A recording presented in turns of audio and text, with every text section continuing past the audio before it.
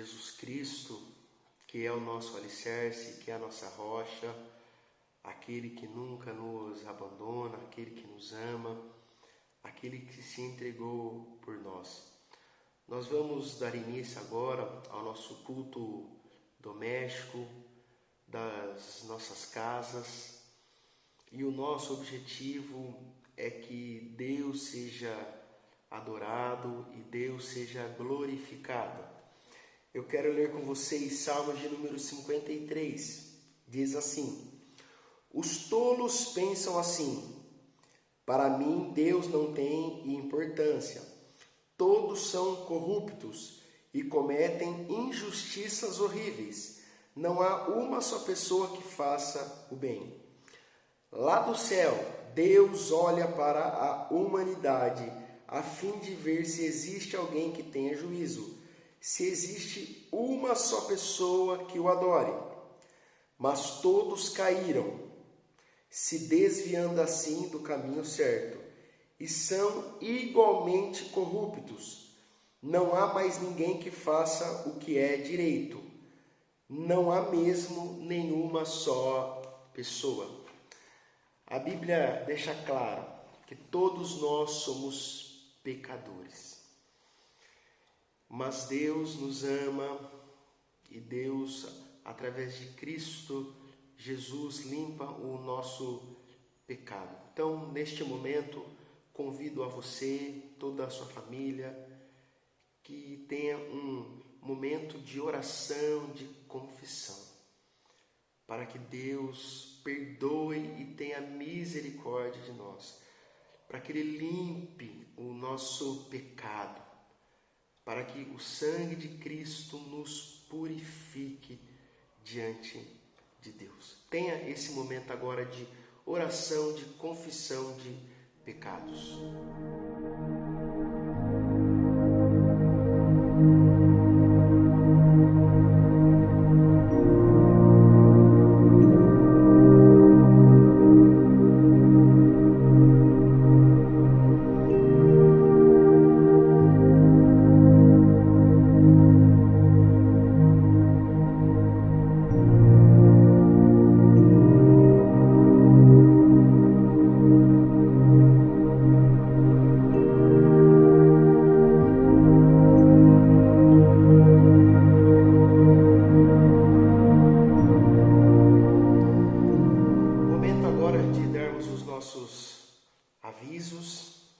Quero lembrar a todos vocês que temos feito plantão aqui na nossa igreja, arrecadando alimentos e produtos de higiene e de limpeza. Deus tem nos dado a bênção de poder ajudar algumas famílias que estão passando necessidade neste momento de crise. Você pode nos ajudar de duas formas. Primeiro, pode procurar a Neide para você doar o seu alimento, a mesa diaconal, tá bom? E você pode procurar também a nossa irmã Ruth, se você quiser nos auxiliar nesses plantões feitos aqui na igreja. É algo muito simples, tá bom, irmãos? A gente coloca algumas cadeiras aqui fora para que vejam que a igreja, neste momento de crise, está de portas abertas para poder ajudar aqueles que mais precisam neste momento de crise, tá? Outro aviso sobre os nossos dízimos e ofertas. Eu conversei com o nosso irmão presbítero tesoureiro Guma, tá? Ele pede para que quem depositar o seu dízimo e sua oferta na conta da igreja, que o avise para que ele tenha esse controle, tá?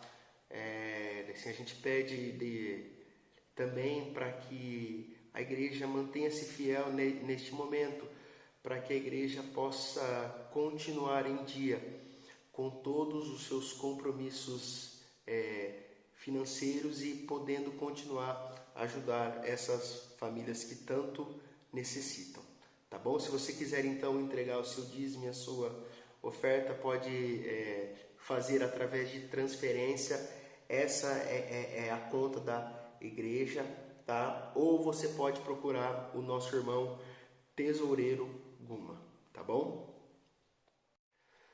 Dados esses avisos, nós vamos agora para o nosso momento de louvor e adoração. A gente não pode estar no templo, a gente não pode dar o nosso abraço gostoso, mas a Bíblia diz: todo ser que respira, louve ao Senhor, porque Ele é digno, irmãos, de todo louvor e de toda adoração. Então nós vamos ter agora 2 momentos de participação musical, com 2 famílias representadas, tá? Então, louve e adore ao Senhor neste momento, mesmo aí da sua casa, tá bom?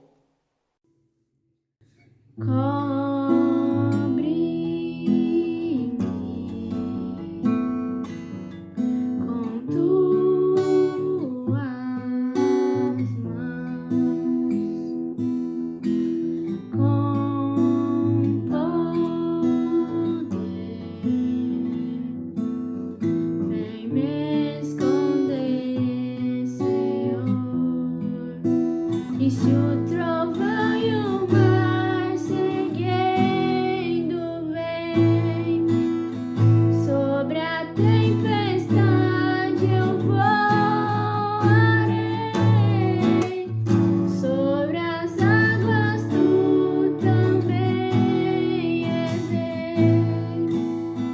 Descansarei, pois sei que és Deus. Minha alma está segura em ti. Sabe bem que Cristo firme está. E se o trovão e o mar seguindo vem, sobre a tempestade eu voarei,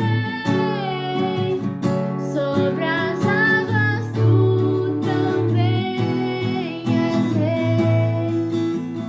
Descansarei, pois sei que és Deus. Se o trovão e o mar seguindo vem, sobre a tempestade eu voarei, sobre as águas tu também és rei. Descansarei, pois sei que és Deus. Descansarei, pois sei que és Deus. Descansarei, pois sei que és Deus.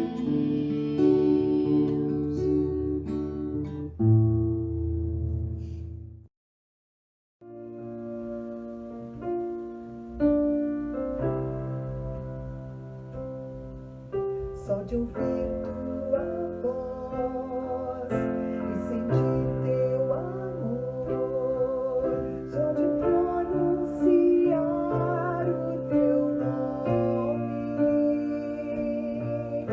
os meus medos se vão, minha dor, meu sofrer, pois de paz tu inundas meu ser.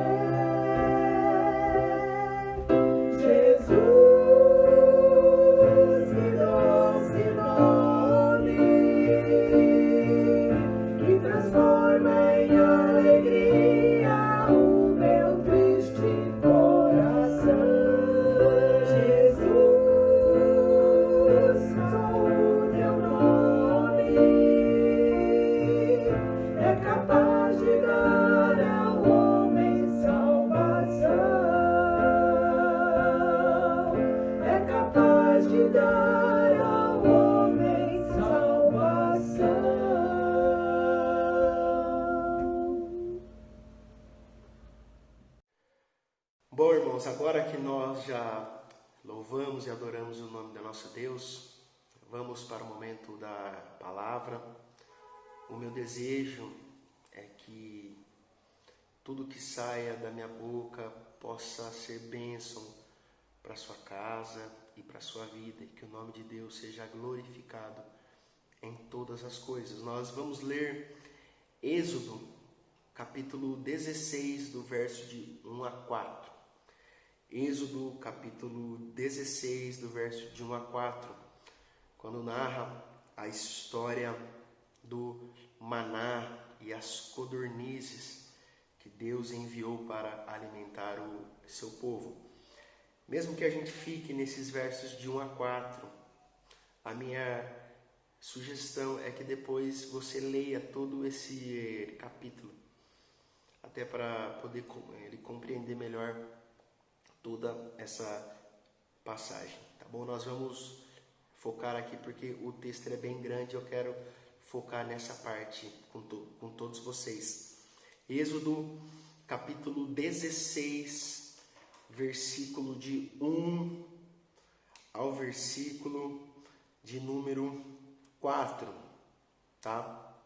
Eu vou ler na Nova Tradução, na linguagem de hoje, que é a versão da nossa igreja, para que todos possam compreender da melhor maneira possível. O texto ele diz assim: o povo de Israel saiu de Elim e foi para o deserto de Sim, que fica entre Elim e o Monte Sinai. Chegaram ali no dia 15 do segundo mês depois da sua saída do Egito. Ali no deserto, todos eles começaram a reclamar contra Moisés e Arão, dizendo assim: teria sido melhor que o Senhor tivesse nos matado lá no Egito. Lá nós podíamos pelo menos nos sentar e comer carne e outras comidas à vontade. Vocês nos trouxeram para este deserto, a fim de matar de fome esta multidão. O Senhor Deus disse a Moisés: agora eu vou fazer chover do céu pão para vocês, e o povo deverá sair, e cada um deverá juntar uma porção que dê para um dia. Assim eu os porei à prova, para saber se eles vão obedecer às minhas ordens. Vamos orar a Deus? Senhor, que a Tua palavra seja o nosso alimento, Pai. Mesmo distantes, ó Pai, com esse uso da tecnologia, que o Senhor venha nos alimentar e seja o nosso único alimento, ó Pai. Fale com cada família, fale com aquele coração aflito, ó Pai, e nos traga da Tua paz, ó Deus. Oramos gratos em nome de Jesus. Amém, Senhor. Meu irmão e minha irmã, só para a gente lembrar um pouco esse contexto aqui, o povo tinha acabado de ser libertado do Egito, atravessado o Mar Vermelho, visto de perto grandes coisas, a glória de Deus, o poder de Deus, coisas miraculosas. E agora esse povo começa a reclamar. Por quê? Eles começam a se lembrar lá do Egito. Apesar de todo o castigo que eles tinham, o sofrimento do cativeiro, eles diziam assim: mas lá a gente tinha o que comer. O que está parecendo é que Moisés e Arão nos trouxe para esse deserto, estão perdidos e vão nos matar de fome. Como era melhor viver lá no Egito. Então Deus responde que vai alimentar esse povo, e mais uma vez de uma forma miraculosa, através do maná e das codornizes que vão descer do céu, que é o alimento de Deus, que vai alimentar toda essa multidão. O que eu gostaria que você compreendesse: Todas as vezes que a gente lê o Antigo Testamento, a gente precisa perceber que o Antigo Testamento são as sombras das coisas que há de acontecer no Novo Testamento, com a vinda do Messias. Então notem, o povo está aqui no deserto. Cristo passou por esse mesmo deserto, mas ele não murmurou contra Deus. Pelo contrário, ele venceu as tentações de Satanás. Nesse texto vai dizer que Deus envia esse maná do céu, que ele serve como alimento do povo. No Novo Testamento, Jesus diz que ele é o pão da vida, o pão que nos alimenta. Então notem, o Antigo Testamento sempre nos mostra a Cristo. O Antigo Testamento sempre nos aponta para Cristo, para aquele que há de vir, o Messias de Deus, que representa agora esse pão verdadeiro que não se acaba. Se aqui eles experimentaram esse pão, que era esse maná de Deus, essas sementes que se transformavam e eles assavam, faziam bolos com sabor de mel, Cristo agora, no Novo Testamento, na Nova Aliança, é esse pão vivo que também nos alimenta.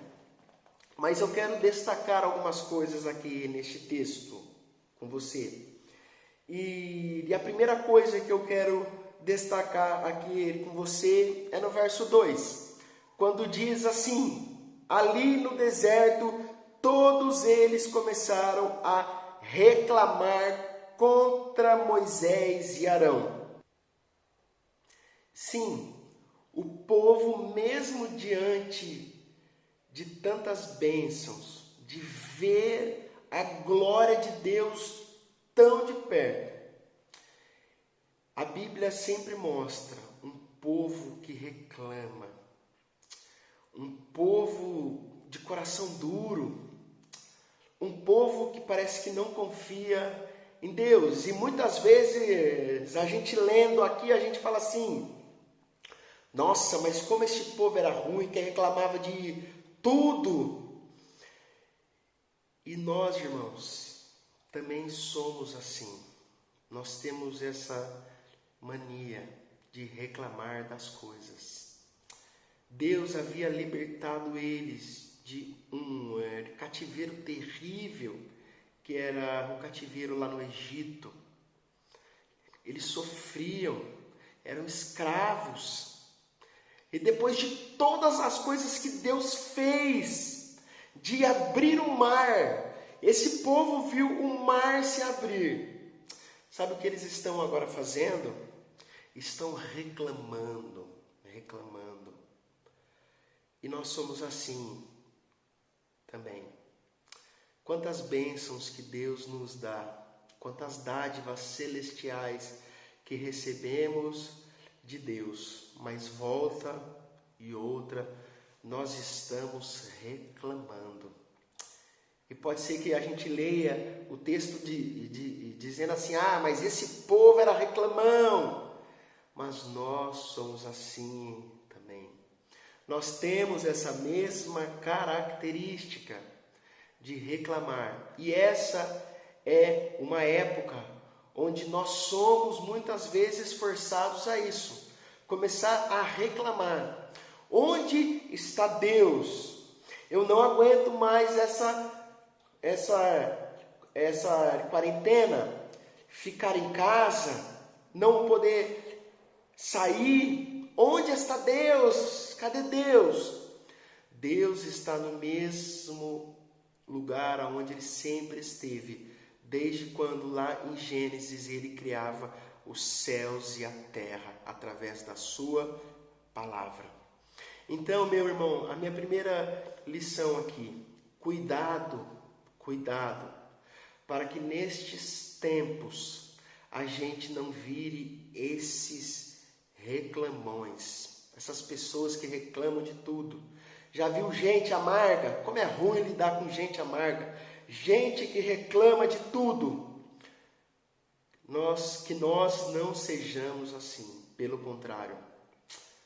Muitas vezes a gente tem que passar pelo deserto. Passar pelo deserto não é fácil. E esse povo estava passando por isso. E pode ser que agora estejamos passando todos por um deserto. E o nosso desafio é de manter o nosso coração grato a Deus. Não reclamar e da gente lembrar de tudo o que Ele já fez por nós. Será que a sua vida, quando você olha para trás, você tem motivos para agradecer a Deus? Eu tenho motivos para agradecer a Deus. Quando eu olho para trás, eu vejo o cuidado de Deus para com a minha vida. E é nisso que nós precisamos descansar, irmãos. Não sejamos nós essas pessoas que vivem reclamando de tudo. Abandone esse coração amargo, quebre esse coração amargo e tenha um coração alegre. Lembra, no último domingo a gente conversou sobre Filipenses e a carta da alegria. Mesmo o apóstolo Paulo preso, a palavra que se repete naquela carta é alegrai-vos, é a alegria, que não importa a circunstância. Então, não reclame, agradeça a Deus e confie em Deus. O outro ponto que eu quero que a gente note aqui é no versículo 3, que diz assim: dizendo assim, teria sido melhor que o Senhor tivesse nos matado no Egito. Lá nós podíamos pelo menos nos sentar e comer carne e outras comidas à vontade. Vocês nos trouxeram para este deserto a fim de matar de fome toda essa multidão. Meu irmão, esse povo estava no meio de uma grande viagem. Eles foram os iniciantes de uma geração que iria para a terra prometida. Eles estavam em uma viagem. E não sei se você se lembra, tem um filme, o do Shrek, que tem uma certa hora lá que ele vai para o castelo, e ali naquele desenho tem o burro que fala. E esse burro fica toda hora ali perguntando: tá chegando, tá chegando, tá chegando. Você que já fez uma viagem com criança sabe do que eu estou dizendo. Às vezes viagem é difícil. Criança fica falando: pai, eu tô com sede. Pai, eu tô com fome. Pai, eu tô com vontade de ir no banheiro. Gente, esse povo ficou anos e anos durante uma viagem. E aqui eles estavam no começo dessa viagem. Mas logo no começo a gente nota como eles não confiavam em Deus. Notem que eles falam em alto e bom som. Seria melhor ter ficado lá no Egito, porque vocês nos trouxeram aqui para nos matar de fome. Era preferível ter nos matado lá no Egito. Sabe o que o povo que tinha acabado de ver a glória de Deus, eles viram todas aquelas pragas no Egito, viram o mar se abrir. Sabe o que eles estão agora dizendo? Olha, Moisés e Arão, vocês estão perdidos. Vocês não sabem o que estão fazendo. Era melhor a gente ter ficado lá mesmo. Porque lá, pelo menos, a gente tinha lugar para a gente comer, tinha uma carne. Em outras palavras, isso é falta de confiança.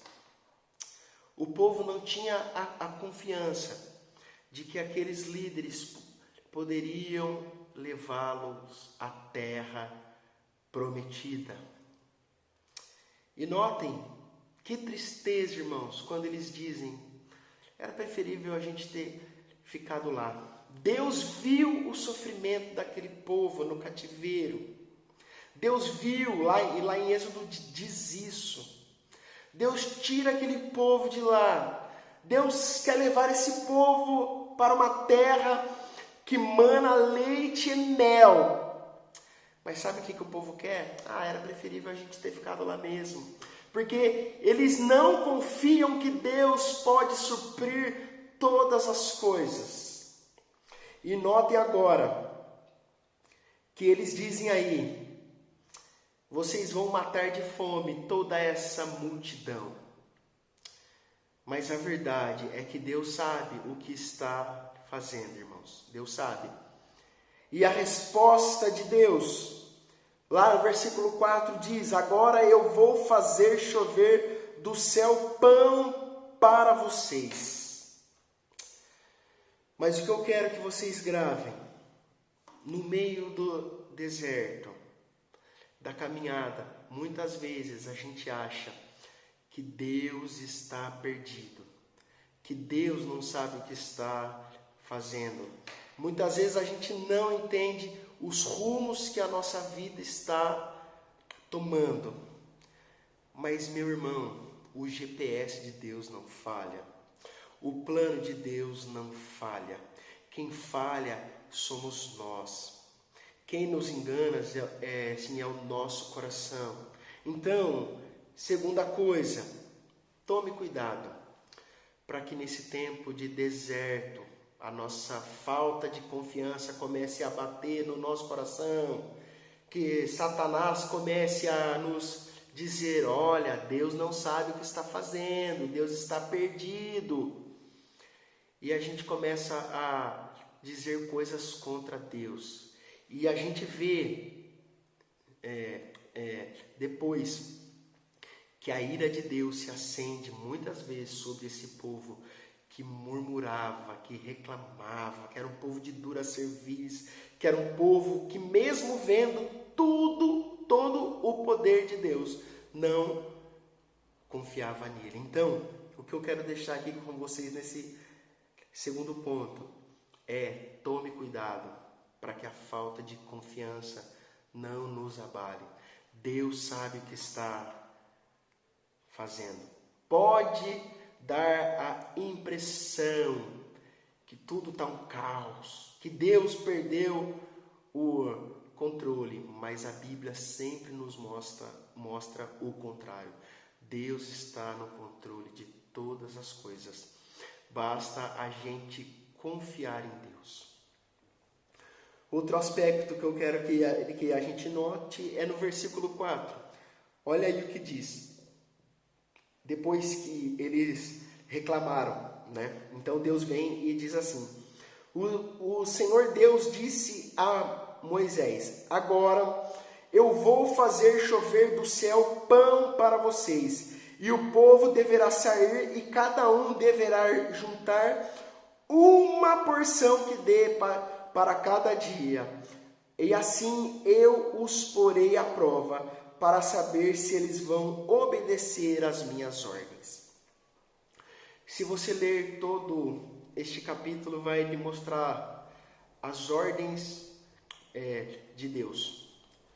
Todos os dias era para o povo guardar comida para somente um dia. Olha aí o que diz: uma porção que dê para um dia. O que Deus queria ver?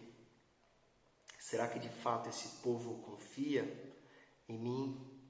Será que de fato esse povo tem a noção que eu posso suprir todas as necessidades?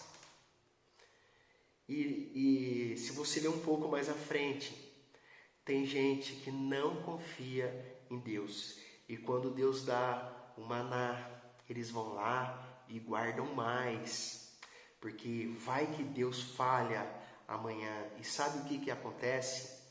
A comida apodrece. Aqueles que guardam a mais, a comida apodrece. Sabe o que Deus quer ensinar esse povo aqui? Olha, eu sou o sustento de vocês. Vocês não precisam de fazer nada. Eu vou sustentar vocês. Eu vou cuidar de vocês. É por isso que guarde alimento apenas para um dia. Porque amanhã eu vou providenciar novamente esse alimento. E meu irmão, assim continua Deus com todos nós. O desejo de Deus é que a gente confie nele. Muitas vezes, e nesses tempos, nós temos ficado aflitos. Será que o amanhã eu vou ter o alimento? Será que Deus de fato vai suprir as minhas necessidades? E, irmão, esse texto é a prova que é Deus que nos alimenta a cada dia. O trabalho que nós temos, o sustento que nós temos, a roupa que nós temos, a casa que nós temos, não vem do nosso esforço. Você pode achar que é do seu esforço, que é o seu mérito, mas não é o seu mérito. Isso é bênção de Deus. Deus está trabalhando para nos abençoar. Deus está nos dando todas essas coisas. O emprego que nós temos vem de Deus. O sustento que nós temos vem de Deus. E esse povo teve que aprender a viver dia a dia. Durante anos, eu não posso guardar o alimento. Eu preciso esperar que amanhã Deus vai me dar de novo. Amanhã Deus vai me dar de novo. E que a nossa vida também seja assim. E esse é o terceiro ponto que eu gostaria que a gente aprendesse. No deserto da vida, é Deus que nos alimenta. É Deus que nos sustenta, irmãos. Não adianta a gente se desesperar. Não adianta a gente querer acumular. Quantas vezes, aqui em casa mesmo, eu já vi, quando eu e a Priscila, a gente casou, a gente teve muito esse erro. A gente comprava muitas coisas e quando a gente ia ver, tinham coisas estragadas, porque a gente nem comia. E o desejo de Deus é que o seu povo confie nele. Não guarde as coisas para o amanhã. Não queira confiar nas suas habilidades, mas pelo contrário, confie em Deus. Deus é aquele que nos sustenta, aquele que nos supre, é aquele que nos dá, é aquele que trabalha em nosso favor. E para a gente fechar como conclusão, eu gostaria que a gente olhasse todos esses aspectos em torno de Cristo. Como que Cristo se faz presente aqui nesse texto, irmãos? Cristo é o pão vivo, como eu disse lá no começo. Ele é o pão que nos alimenta. E Cristo, quando está entre nós aqui nessa terra, Ele diz essas mesmas coisas. Não seja ansioso com o dia de amanhã. Basta o seu dia, o seu mal. Mas não fique pensando no seu amanhã. Porque assim como Deus cuida das flores e dos pássaros, Ele vai cuidar de nós também. Cristo é aquele que nos alimenta. Cristo é esse mesmo maná de Deus. Mas não agora um maná físico como esse povo fazia, mas Ele é o nosso alimento espiritual, aquele que nos sustenta, aquele que nos dá força, aquele que é a nossa rocha e o nosso sustentador. Somente em Cristo a gente não tem mais fome. E aqui não falo mais da fome física, mas em Cristo todas as nossas necessidades são supridas. A grande crise do mundo é que as pessoas querem achar as suas necessidades, se suprir, achar alegria e contentamento nas coisas do mundo. E é por isso que elas se frustram. Mas quando nós buscamos a Cristo, e nele nós temos o nosso conforto, a nossa alegria, Ele nunca falha. Ele sempre nos alimenta. Meu irmão, que nesse deserto que nós estamos vivendo e enfrentando, que você não murmure, não reclame. Segundo, confie em Deus. Terceiro, Deus é aquele que nos sustenta. Então, olhe para Cristo. Olhe para Cristo, porque Ele é o verdadeiro pão que pode suprir as nossas necessidades. Ele é o pão verdadeiro, é o pão que sacia a nossa fome. Em Cristo nós temos alegria, em Cristo nós temos esperança, em Cristo nós temos vida, em Cristo nós somos saciados, em Cristo nós temos certeza que um dia iremos ao céu e viveremos todos juntos para glorificar a Deus. Meu irmão, para a gente finalizar então o nosso culto, esse momento, o meu desejo é que vocês possam orar e clamar em favor da nossa nação, diante de toda essa crise, que Deus venha sobre o Brasil e os demais países que estão sofrendo com essa pandemia, que Deus tire todas as nossas angústias, aflições, outras doenças que estão surgindo, principalmente as doenças emocionais, que Deus esteja guardando aqueles que estão na linha de frente também, tá? Ore em favor da nossa nação, para que Deus dê também sabedoria para as igrejas, para os prefeitos, governadores e para o presidente da nossa nação. Ore em favor do nosso país.